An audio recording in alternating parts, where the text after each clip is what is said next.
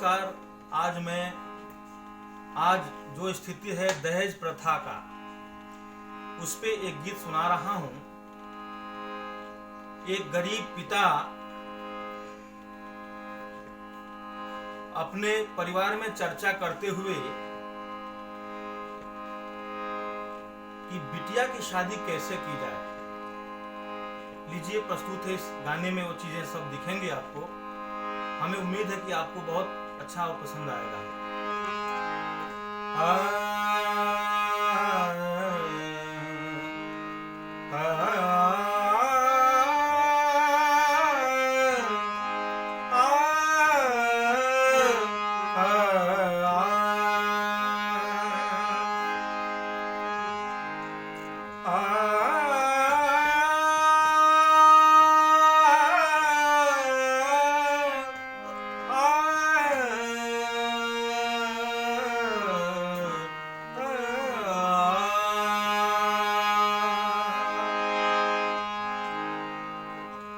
बेटी कैसे होई शादी बेसुमार मांगले।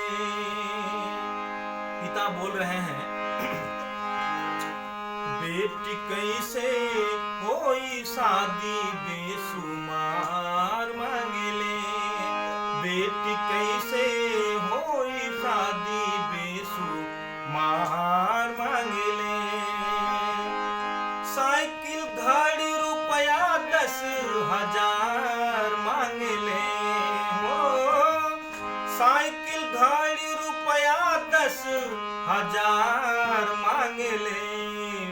बेटी कैसे होई शादी बेसुमार मांगले। बेटी कैसे होई शादी बेसुमार मांगले।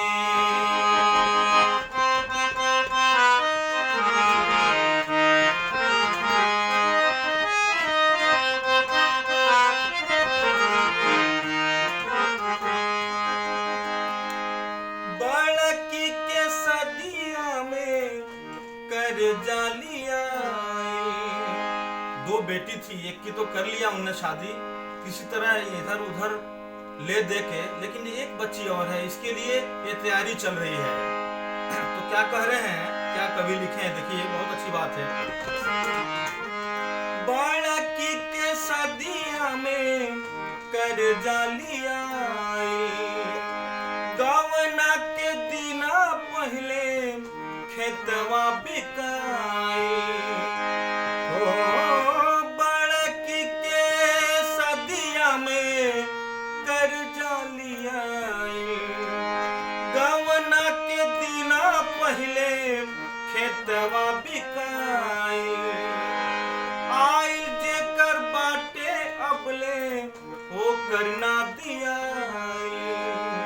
टेरलिन के पैंट बटमदार मांगले। बेटी कैसे होई शादी बेसुमार मांगले। बेटी कैसे होई शादी बेसुमार मांगले। साइकिल घड़ी रुपया 10,000 मांगले। बेटी कैसे होई शादी बेसुमार मांगले।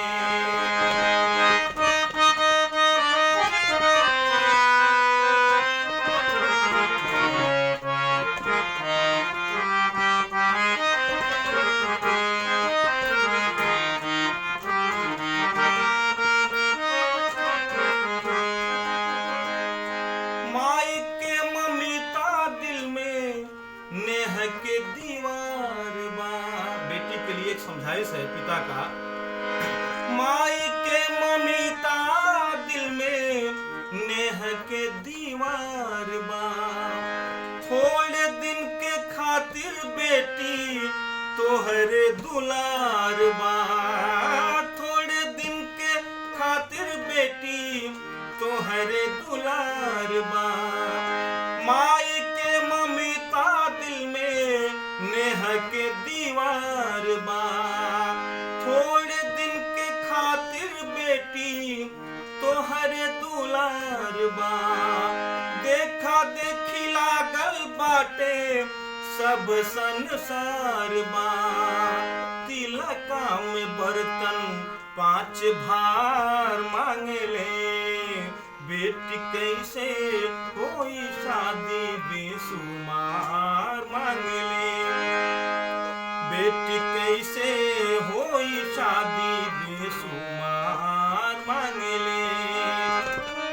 साइकिल घड़ी रुपया 10,000 मांगले हो, साइकिल घड़ी रुपया 10,000 मांगले, बेटी कैसे होई शादी बेसुमार मांगले, बेटी कैसे होई शादी बेसुमार मांगले। नमस्कार।